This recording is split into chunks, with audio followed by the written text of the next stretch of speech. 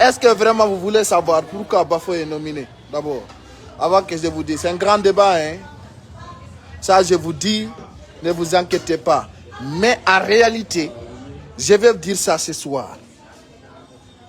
Hier, j'ai décidé de vous dire. Là d'abord, Pidjibouy ne fait de la Guinée. Ça, il faut qu'il me dise. Partagez la vidéo parce que c'est sincère que je vous dis. Hein. Ce que je vous dis là, c'est clair. Je vais voir nombre de personnes qui vont écouter ce message. Et ça soit clair pour tout le monde. Là où nous sommes en Guinée, on dénonçait avant que nous serons là. Et on va continuer de dénoncer. Ande Moussibe, Mapunde Wadi, Kodon Hibe Fala Artir de Bafoy. Fime. Maintenant, je vais vous là bas na di poste parce que dans Andi, no wodi fulbe on be fenande, on be katere ndara be anda réalité. Kono si Allahu lando njabi, il faut que ça soit clair. Ça soit clair pour tout le monde. Partagez cette vidéo s'il vous plaît. Je vais vous dire pourquoi on a nommé pourquoi on veut faire revenir Bafoy. On va mi, on andi be wadi dans sa kuruma marsi. Do be ndari be tay do marsi fu so wadadi. O be artira e kadi Bafoy. Joni non un poulet d'abord. On va mi. John non ko be fala ma wadu go référendum et constitution kese windetedo. Du yonate hore mongoy. Ko goddo non wowlani o wodo mutiti. Min ni be windi référendum et constitution keso mo be woni wadde fewndo do ni. Kono no windi ton ko limite d'âge. Limite d'âge, c'est-à-dire duubi happadi fi yahobe ben présentagol. Ko du windi nder ton joni non e nder din duubi windadi don si be yaltinoyi on décret ka RTG la humpa kombo wolata do ayde nyande na ko ete ko bar CNRD bar 00 bar numéro na dum wolete don de nyande komi anda tu kon no be yaltinirta ko be windi don kon kono non waji do dun landon o waji ke ma ko mojanama si tayon wakilaki fanke don nani si kala do yaltudo yai woli on décret ka tele mon dieu ara on dayni tike waji do ngondum waji ke on fenande o wala ni on ko marsadi mi hala no mi fillito kadi mi wi do partager vidéo be windi constitution keso mo be fala artirde wono windi nder to mo hebi duubi 70 ans on tigi présente tako joni non ça soit clair pour tout le monde si be wada âge limite do haray don jarami do hala min non ko mi torto do Guinée be ben déjà yo président Cellou Dalein ko 50 ans mari duubi capande joyi 50 ans Cellou Dalein ndaka dire dans son extrait de naissance il a 50 ans on va écrire ça on signe on va casseter ino mo fenata la mutako ça wadata penale ala mutako hala laminta faut avoir des stratégies très physiques yo windu ka kaydiji makko o signa o kasa o ina ko 50 ngomadi c'est ça hein kala ko gera ko be falliri wo yimbe be fallita gonga kan arta jonna be andi réalité on ko ombo yimbe be intimidata si be artiri bafo be sikka yimbe be ngulay so ini no butti ko menen deji menen na no fi on yimbe de ngaylo do de minimiso na fi meden deji sikon meden huli. On a des respects mais on n'a pas peur. On a des respects mais on n'a pas peur. Il y a certaines choses qui ne marchera pas. Même si vous voulez imposer, ça ne marchera pas. Quand vous les testez, chacun va la retomber. Chacun va retomber. Comment Danion, Mingoy, on y a dans la entre Kindi et Conakry. On n'a pas pu. Nini goy fa no amude welto jala. Min ko piji tati. J'ai dit ça à Conakry. C'est 3 points que je soutiens son excellence colonel Mamadi Doumbouya. Il a libéré les Guinéens. Il a libéré les prisonniers. Il a laissé cette population indépendante. Mais s'il y a personne qui veut venir détruire cet objectif, Akunda Allah, la Guinée doit être là pour dire que dunga la birdi en Soudan tako dunga got. Rotana minyama dala no nyame de dum fop ko birdi tawa. Ara jama min ko min partager vidéo min si j'étais à la place de ces loudalins, wallahi billahi tallahi wondra kamil mina ko 50 ans mi mari dubi capande jowi tappe kase wowle tippe ko dum marsa andi onon do ko woni do won inna marsata ko dum won tampini enen ko woni wo ko woni san marche pas enen kala ko woni yiden andi onon kala ko goddo alani on hidon hutiti hidon hutiti kala ko goddo ko do inna don dansa kuruma no mete dum don hutiti no wawa wonde on yi dum woni awa jama suma sumito ko e mafe sen wakila kido e fopu men ko penale yaltata si pay kusare ande nangama soka makko leader jomon soka pare que c'est ludalen pare que notre joni non sen yaltal halde gonga kan en halay fenande min non mi yennata lambe mi halay non ko be fala kon wadde dun don hewta ha goddum go wada min ko mi mari ko min na présidentiel ludalen yo kanko kadi yo yalting extrait de naissance o yakko 50 ans o mari jodo don non hedo don ko fejjata kon menen na sekko ya galtum na hala kono he mi do abbi go ya décret on yalta ka RTZ dansa kuruma ko windu don ko ngon jangay ko windu don ko hakkune yalla on jangana jama mi do hedi non mi do hedi ko dum andirta Guinée yimbe be yidi dira yurmondira sina dum hande si tawi ya ma changement ko honno goddo jodorta wiya kanyum no vous êtes égoïste mena way jodade ko men fanka meden wawi jodade men udda hundukoji amen din men deƴƴa ka fo deƴƴi don parce que so yande meden immade wada piiji wada honotité fiyo laabodire ka leydi do si bayni be winday do jon be wada âge limité on sikkude dum ko koy fullo tun hawrata ne bayna ko nouveau génération si wopoyi do yo Allah passa ni ngalani o si wopi kam hala don no mindir no référendum ala constitution ala CNT do ko birdi si konko sama kala hakkunde yalla be yaltina mi avertissement ngoy mi wadi on alerte fala do jodo jala ina min jalda fala do jodo signino sikka ko du leydi men dinno wayno on jala ko kirde ka kirda on yay auto no yani do no jata téléphone ya tour filma don le jode ko goddo wolani o jalon ayon yidon welti do sikkude ko men comédien memo do sikkude men nous sommes là pour vous faire rire vous pensez que nous sommes là pour vous dire nya nya. Ok, je suis pas là pour ça. Hein. Je suis là pour un sincère problème. Parce que quand on va écrire un nouveau référendum, tu verras ce qui va venir. On se mano on travaille kadiko birdi yaltata. Mais non, hakundangi Allah depuis wait. Aina mi fenu uno depuis mi bafo yartai. Ça ne va pas sur moi. Hein. Ça ne va pas sur moi. Hakundangi Allah.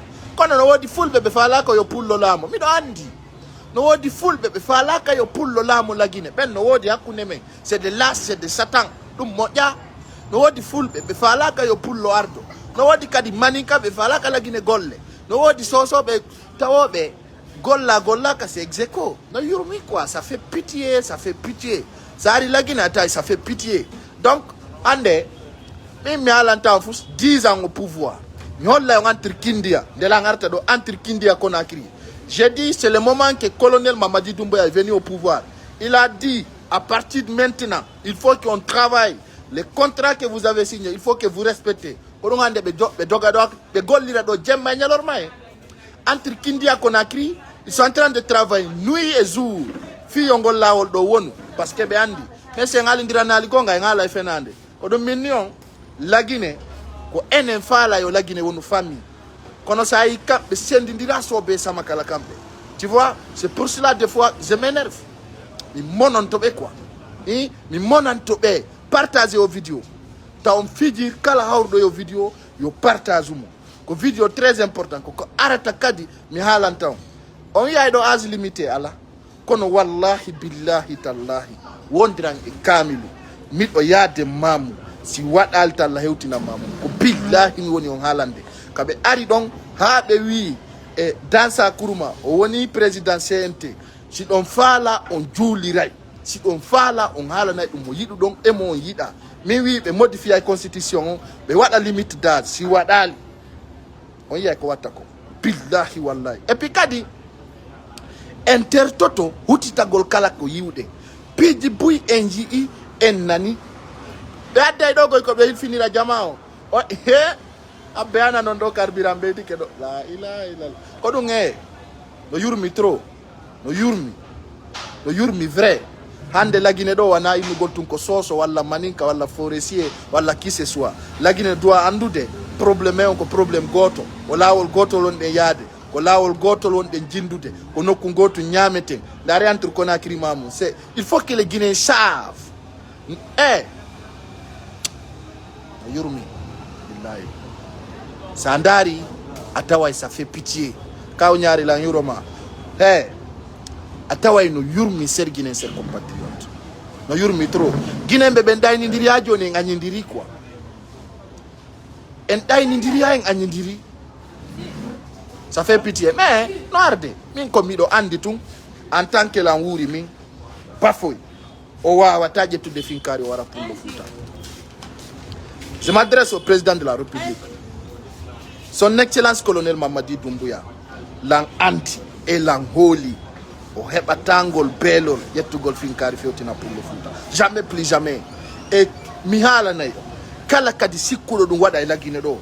Asiki fenande yimbe be yo wada stratégie ji mabbe di fop no be lamorta non, no be wakilorta non, no piji mabbe di marsirta non. Kono menen jeune be luttube ben.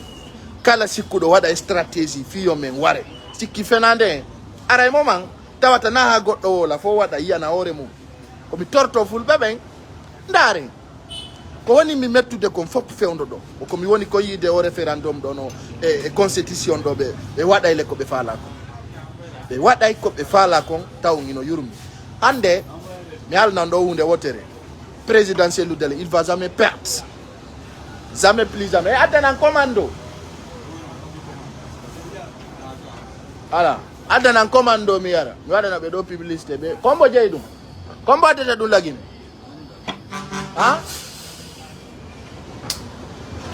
do yur billahi ne o andi min simi ko pullo watte ko piji go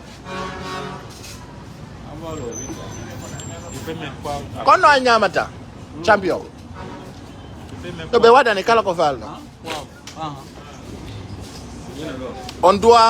on doit s'aimer entre nous, chers Guinéens, chers compatriotes. On doit se dire la vérité. Certains moments. On famille. Quand on a arde. On y a pi djiboui. Quand on a perdande no wuli quoi. Al mokala no eko mijoto. Mokala eko mijoto. Kono ko Allah andi ko on dum wadata. Ande mo hala non Alpha Condé ara wala do. On holota noko. Mije ko miji donko kono wallahi kala jodi do wi ko sellu dalen woni ballade laver la main a jotto donko nane bata oui nala na on kadi so sikki on jam photo sellu lagine do lagine na bay talla lakke dum abe maya on yi nala nande dum Guinée jo fop si Guinée jodi ke ha on sikki ko sellu dalen perdi on wullira fi sellu dalen no wullirno don fi jalloteli wulliron fi sellu dalen no wullirno don fi bare 3 mi ngala ni on hakkundagne Allah nyande go nous sommes des jeunes ko en fay be ko en sukabe l'avenir est devant nous mare o vidéo partageons mo ono wonbe jodade ben sikka ko sellu dalen woni jamfagol fewndo do ni si konko sellu dalen fa do ngam pesu de fita olamo so la maki hakkundangi Allah Guinée lagine on jodoto wulle nyandego wadi sellu dalen lamo mono faala non yo windu mara son etike don wadi faale mo wadi birdi woni ko sellu dalen jam foto do min hala ni o nyandego en jodoto lagine do wiyen si sellu dalen lamino son accuno sellu lami on wullira mo non do wullirde ni jalloteli hakkundangi Allah ko nebi ko gayno won gaynata min non ko mi andi ko mayntu bay piji no ardara na ka sekko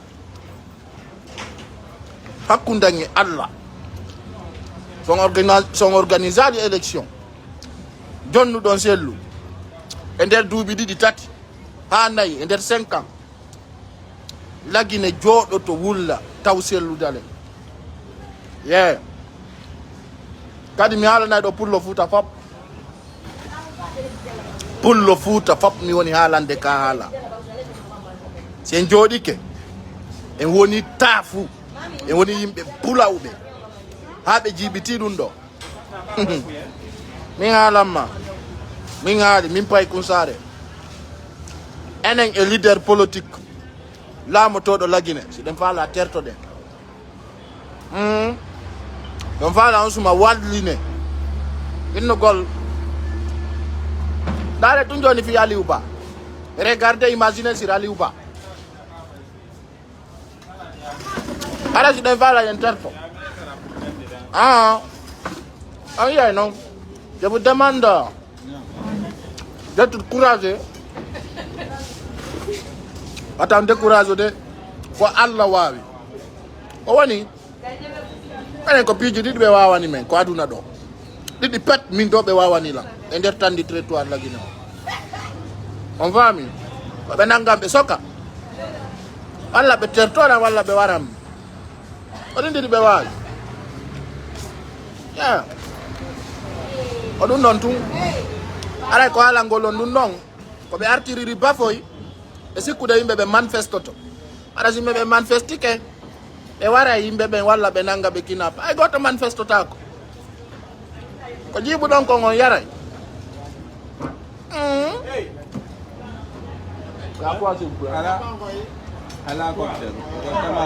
yaru commando yaru ɗiɗi walla yara ɓira